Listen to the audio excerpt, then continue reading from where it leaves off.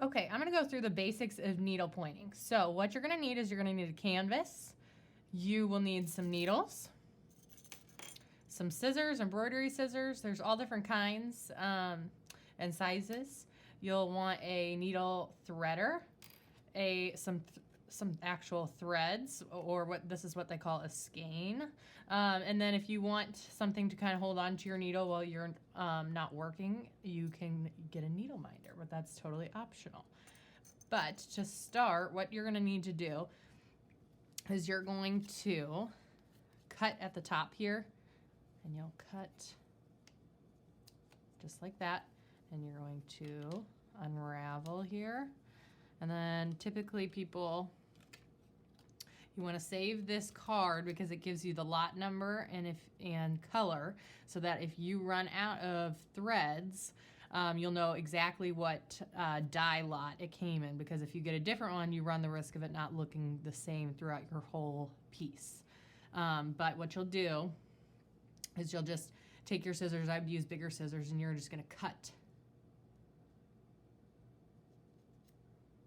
this. So you have you have strands that are about the right size for when you're working. And set that to the side. You'll just pull one off. And to start, you're going to need to thread your needle. You'll get your needle out and your needle threader. So what you'll do is you'll slide the eye of the needle through. So it's hanging on there. Then you're going to put your thread through this larger spot, and you'll just kind of wiggle it off the end. And then there you go. Okay, so to make sure that your thread doesn't go straight through your canvas, what you're going to need to do is you're going to make sure that you have a knot. So I learned this kind of cool trick. So you're going to take the needle part in this hand, and you're going to put the end of the thread there, and you're going to, so they're both in the same between your pointer and your thumb. And then you're going to take your needle and you're going to go 1, wrap it 3 times, 2, 3. Then you're going to kind of hold on to it, grip it, and kind of wiggle it down. Oh, wiggle it down. And then it should, create a knot at the end. It's a little tricky to get the hang of. Once you're good, you're ready to roll.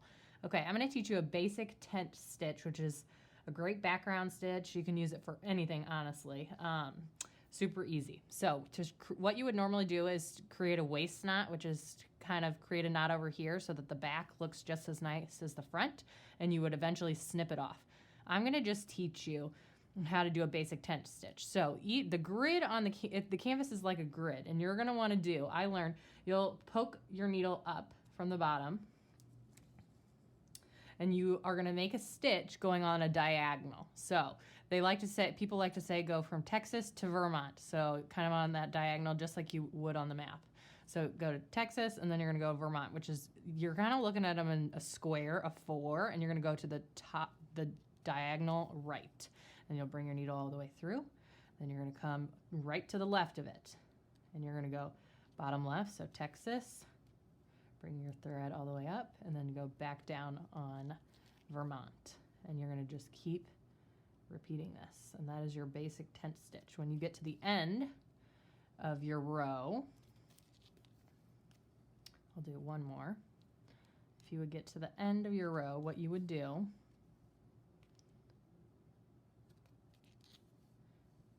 is you're going to go from Vermont